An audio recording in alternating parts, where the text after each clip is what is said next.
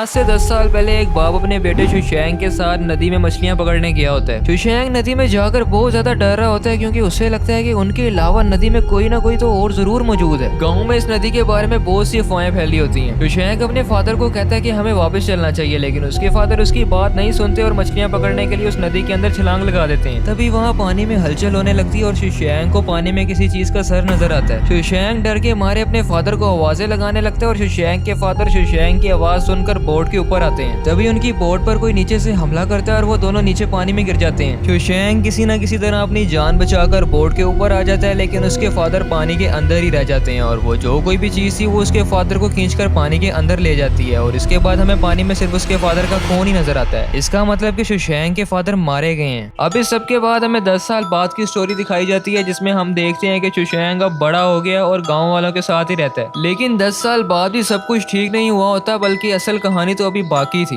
एक दिन एक शख्स भागता हुआ गांव की तरफ आता है और शोर मचाकर पूरे गांव वालों को बताता है कि कुछ तो बहुत बुरा हुआ है, नदी किनारे लाश मिली है। पूरा गांव उस लाश को देखने के लिए नदी की तरफ भागता है। सब लोग जाकर देखते हैं कि नदी किनारे एक लाश पड़ी हुई है जिसका सर कटा हुआ है, जिसे देखकर गाँव का एक बूढ़ा शख्स कहता है कि 10 साल पुराना पानी का भूत अब वापिस आ चुका है, जिससे बचने के लिए हमें किसी की बलि देनी होगी। लेकिन वहाँ पर कोई भी उसकी बात पर यकीन नहीं करता और सब लोग अपने घरों को वापस जाने लगते हैं। शुशैंक जब एक बच्चे को नदी के पास देखता है तो वो कहता है कि तुम्हें घर जाना चाहिए, यहाँ पर खतरा है। शुशैंक उस बच्चे को ये कहकर वहाँ से चला जाता है, लेकिन वो बच्चा अपने घर वापस नहीं जाता। यहाँ तक कि रात हो जाती है और पूरा गांव उस बच्चे को ढूंढने निकल पड़ता है और वो उसे ढूंढते ढूंढते नदी के पास आ जाते हैं। और अचानक पूरा गांव उस बच्चे के बाप की आवाज सुनता है जो कि रो रहा होता है। सब गाँव वाले जाकर देखते हैं कि उस बच्चे का बाप नदी में खड़ा हुआ है और उसने हाथ में एक लाश पकड़ी हुई है और वो उसी के बच्चे की थी। यानी वो जो कोई भी चीज थी उसने उस बच्चे को भी मार दिया था। नदी की वो बुला 10 साल बाद आकर फिर से 2 जाने ले चुकी थी और अभी आगे क्या होना था ये भी किसी के वहमो गुमान में नहीं था। उस बच्चे के बाप में इंतकाम की आग भड़क दी और वो अगले रोज गोला बारूद लेकर नदी में पहुंच जाता है और वो जो कोई भी मखलूक है उसे मारने की कोशिश करता है। जब गाँव का वो बूढ़ा शख्स उसे ऐसे करते देखता है तो वो कहता है कि ये पागल हो गया, इसे कैद कर लो। दरअसल ये बूढ़ा शख्स अभी भी उस मॉन्स्टर को एक देवता समझ रहा होता है और उसके कहने पर पूरे गाँव वाले उस शख्स को कैद कर लेते हैं और उसे एक खस्ता हाल कमरे में बंद कर देते हैं। रात को जब सब गाँव वाले अपने घरों में वापस चले जाते हैं तो वो नदी की बला नदी से बाहर निकलती है। अचानक उस बच्चे का बाप जिसे कैद करके एक कमरे में रखा होता है उसे लगता है कि उसके कमरे के ऊपर कोई चल रहा है और उसके आसपास कोई ना कोई चीज तो जरूर मौजूद है। जब सुबह होती है तो इस शख्स की बेटी जिसका नाम शुएंग लैन था अपने बाप को खाना देने के लिए आती है, लेकिन वो देखती है कि उसके बाप का सर कटा हुआ है और वो भी मारे गए हैं। यानी रात को आकर नदी की उस मखलूक ने इसके बाप को भी मार डाला और अब तक वो 3 जाने ले चुकी है। कुछ ही देर में वहाँ पर पूरा गाँव इकट्ठा हो जाता है और वहाँ पर बूढ़ा शख्स सबको कहता है कि अब हमें बलि देने में ज्यादा देर नहीं करनी चाहिए। वहाँ खड़े सब गाँव वाले उससे पूछते हैं कि कौन बलि देगा। तभी लैन वहाँ पर आती है और कहती है कि मैं दूंगी बलि, लेकिन शुशैंक उसे मना करता है क्योंकि वो उसे पसंद करता था और वो उसे मरने नहीं देना चाहता था। लेकिन लैन उसकी बात नहीं मानती और कहती है कि बलि मैं ही दूंगी, जिसे सुनकर वो बूढ़ा शख्स कहता है कि इस लड़की को कैद कर लो, हम 3 दिन बाद इसी की बलि देंगे। आखिर लैन की बलि देने का दिन आ जाता है और सब लोग नदी के पास आकर इकट्ठे हो जाते हैं और लैन को एक बोट में बिठाकर नदी में छोड़ देते हैं। लैन के हाथ में एक चाकू होता है जिससे हमें पता चलता है कि लैन का असल मकसद बलि देना नहीं बल्कि उस मॉन्स्टर को मारना था और अपने बाप और भाई का बदला लेना था। इससे पहले कि नदी की बला वहाँ पर आती और लैन को मारती, शुशैंक अपने साथियों के साथ बोट पर लैन को बचाने के लिए पहुंच जाता है। वो वहाँ खड़े लोगों को यकीन दिलाने की कोशिश करता है कि नदी की जो कोई भी मखलूक लोगों को मार रही है वो कोई देवता नहीं है बल्कि वो एक मॉन्स्टर है और उसके लिए बलि देने की कोई जरूरत नहीं है। वहाँ खड़े कुछ लोग शुशैंक की बात पर यकीन कर लेते हैं और शुशैंक की बोट में उसके साथ आ जाते हैं ताकि उस मॉन्स्टर का मुकाबला किया जा सके और लैन भी शुशैंक के साथ उसकी बोट पर आ जाती है। इसके बाद सब लोग उस मॉन्स्टर का इंतजार करने लगते हैं कि कब वो नदी से बाहर आए और ये लोग उस पर हमला करें। वो उस नदी की बला को बुलाने के लिए गोश्त को एक जंजीर के साथ बांधकर पानी में फेंकते हैं और कुछ ही देर बाद जंजीर हिलने लगती है तो उन्हें लगता है कि वो बला अब आ चुकी है। वो जंजीर ऊपर खींचते हैं लेकिन जंजीर के साथ अब गोश्त नहीं होता, जिसे देखकर बोट के ऊपर खड़ा एक लड़का कहता है कि मैं पानी के अंदर जाकर देख के आता हूँ, लेकिन शुशैंक उसे मना करता है कि नहीं, पानी के अंदर खतरा है। लेकिन वो लड़का उसकी बात नहीं मानता और पानी के अंदर छलांग लगा देता है। वो लड़का पानी में चेक करने के बाद बताता है कि नीचे कोई मॉन्स्टर नहीं है, लेकिन तभी वो मॉन्स्टर वहाँ पर आ जाता है और वो इस लड़के को खींचकर पानी के अंदर ले जाता है और इसके बाद हमें पानी में सिर्फ उस लड़के का खून ही नजर आता है। इसका मतलब कि अब वो लड़का भी मारा गया है। इसके बाद वो मॉन्स्टर भी पानी से बाहर निकलता है और छलांग लगाकर इनके बोट के ऊपर खड़े एक शख्स को खींचकर पानी के अंदर ले जाता है और इनकी आंखों के सामने वो उस लड़के को भी मार देता है। लड़के को मारने के बाद वो मॉन्स्टर इनकी बोट पर आ जाता है और लैन पर हमला करने लगता है, लेकिन बोट के सभी लोग उस मॉन्स्टर के ऊपर अपनी रोड से हमला कर देते हैं, लेकिन उस मॉन्स्टर पर इसका कोई असर नहीं होता और वो उल्टा इन्हीं पर अटैक कर देता है और इनको काफी ज्यादा जख्मी कर देता है। इसके बाद किसी तरह सब लोग उस मॉन्स्टर के ऊपर जाल डालकर उसे पकड़ने की कोशिश करते हैं, लेकिन वो मॉन्स्टर किसी न किसी तरह उनके हाथों से बचकर निकल जाता है। रात को सब लोग शशांक के घर चले जाते हैं और उनमें से एक लड़का कहता है कि मैं अब यहाँ पर और नहीं रुकूंगा, मैं जा रहा हूँ। सब लोग उसे रोकते हैं लेकिन वो किसी की नहीं सुनता और बाहर निकलकर भागने लग जाता है और भागते भागते नदी के पास पहुंच जाता है। और जिसका डर था वही होता है, वो मॉन्स्टर यहाँ पर आ जाता है और इसको मार देता है। और इसको मारने के बाद वो शशांक के घर भी पहुंच जाता है। वो मॉन्स्टर खिड़की से एक आदमी को देखता है और उसके ऊपर हमला कर देता है, मगर वो तो सिर्फ एक पुतला ही था। लेकिन इस तरह वो शशांक के घर के अंदर आ जाता है और शशांक एक सुराग से उसे देख रहा होता है। तभी कमरे की सारी खिड़कियां बंद हो जाती हैं और उस मॉन्स्टर के ऊपर हर तरफ से तीरों से हमला होने लगता है। शशांक ने इस सब के लिए पहले से ही प्लानिंग करके रखी हुई थी, लेकिन शशांक का ये प्लान और हमला बिल्कुल ही बेकार जाता है क्योंकि उस मॉन्स्टर को एक भी तीर नहीं लगता और वो हर तीर से बच जाता है। वो मॉन्स्टर शशांक और बाकी लोगों के ऊपर हमला करने लगता है, लेकिन तभी दीवार में से एक बड़ी सी लकड़ी बाहर निकलती है और इस मॉन्स्टर को आकर लगती है और ये मॉन्स्टर सीधा पिंजरे में जाकर गिरता है। और इतनी मेहनत और इतनी जाने देने के बाद आखिरकार पकड़ा जाता है। जब सारे गाँव वाले आकर देखते हैं तो वो बहुत ज्यादा खुश होते हैं और शशांक को एक हीरो समझ रहे होते हैं। लेकिन तभी वो बूढ़ा शख्स गाँव का वहाँ पर आता है और वो कहता है कि ये तुमने क्या किया है, अब ये पानी का बोझ हम में से किसी को नहीं छोड़ेगा, तुम्हें इसे आजाद कर देना चाहिए। लेकिन वहाँ पर कोई भी गाँव का आदमी उस बूढ़े शख्स की बात नहीं सुनता और जश्न की तैयारियों में सब लोग मसरूफ हो जाते हैं और वो बूढ़ा शख्स वही मॉन्स्टर के पास ही सो जाता है। आधी रात को उस बूढ़े शख्स की आंख खुलती है और वो देखता है कि मॉन्स्टर अपने पिंजरे में है ही नहीं और अचानक वो मॉन्स्टर इसके सामने आ जाता है, जिसे देखकर इस बूढ़े शख्स के वो सान खता हो जाते हैं और वो पानी की बला इस बूढ़े शख्स को चीर कर मार देती है और इसके बाद गाँव की तरफ चले जाती है। गाँव में सब लोग जश्न मना रहे होते हैं और नशे की हालत में सड़कों पर बेहोश पड़े होते हैं। सुबह गांव का सरदार और शशांक जब बाजार में आकर देखते हैं तो वो देखते हैं कि हर तरफ लाशें बिखरी पड़ी हैं और हर तरफ खून ही खून है, यानी रात को उस मॉन्स्टर ने पिंजरे से बाहर निकलकर बहुत से लोगों की जानें ले ली। तभी गांव का सरदार फैसला करता है कि अब हम सब मिलकर उस बला का मुकाबला करेंगे और उसे जिंदा नहीं छोड़ेंगे। इसके बाद गाँव का सरदार शशांक और गाँव के बाकी लोग जो जिंदा बच चुके होते हैं और उस बला को मारने की तैयारियों में लग जाते हैं। सभी गाँव वाले बोट में सवार होकर नदी में पहुंच जाते हैं, लेकिन शशांक उस मॉन्स्टर से लड़ने के लिए अकेला ही आगे जाता है और उस मॉन्स्टर को ढूंढने के लिए पानी के अंदर छलांग लगाता है और वो पानी की बला शशांक के सामने आती है। शशांक उसके ऊपर रोड से हमला करता है, लेकिन वो उसके रोड को पकड़ लेती है और शशांक को धक्का देकर वापस अपनी रूफ के ऊपर भेज देती है। शशांक बोट पर वापस जाता है, उसके पीछे पानी की वो बला भी बोट के ऊपर आ जाती है और सब लोगों के ऊपर हमला करने लगती है और मार मार के जख्मी कर देती है। शशांक उस मॉन्स्टर के ऊपर चाकू से वार करता है और 3-4 बार उसके पेट में चाकू मारता है, मगर वो मॉन्स्टर शशांक को लात मारता है जिससे शशांक दूर जाकर गिरता है, जिसकी वजह से उसकी हालत काफी खराब हो जाती है। वो पानी की बला फिर से खड़ी होती है और शशांक और लैन के ऊपर हमला करने के लिए आगे बढ़ती है, लेकिन शशांक उसके ऊपर तीर से हमला करता है जो कि उसके सीधा सीने में जाके लगता है और इसके बाद बोट पर खड़े 2 लोग उस मॉन्स्टर को पकड़ लेते हैं, लेकिन वो मॉन्स्टर अपने सीने से तीर निकालकर उन दोनों को मारने लगता है और इस तीर से उनकी जान ले लेता है, जिसे देखकर शशांक काफी गुस्से में आ जाता है और इमोशनल होकर खड़ा होता है और उस मॉन्स्टर के ऊपर हमला कर देता है। शशांक फिर से उस मॉन्स्टर के ऊपर चाकुओं का वार करता है, मगर वो मॉन्स्टर शशांक को पकड़कर पानी के अंदर ले जाता है और इसके बाद हम पानी में खून ही खून देखते हैं, जिसे देखकर लैन भी काफी ज्यादा डर जाती है और उसे लगता है कि शशांक मारा गया। मगर तभी शशांक पानी से बाहर निकलता है और उसके हाथ में उस मॉन्स्टर का सर होता है, यानी कि उसने उस मॉन्स्टर को आखिरकार मार डाला और फाइनली जिस लोगों को भी इस मॉन्स्टर ने मारा था उनकी जान का बदला बिल आखिर पूरा हुआ। इसके बाद शशांक देखता है कि नदी के किनारे गाँव वाले खड़े हुए हैं और वो शशांक की तरफ खुशी से देख रहे हैं और इनमें वो लोग भी शामिल थे जिन्हें इस मॉन्स्टर ने मार डाला था, जिसका मूवी में दिखाने का ऑब्वियसली मतलब ये था कि अब वो लोग भी शशांक की जीत से खुश हैं। और इसके बाद हम शशांक को हंसते हुए देखते हैं जब वो छोटा था और यहीं पर यह मूवी खत्म होती है।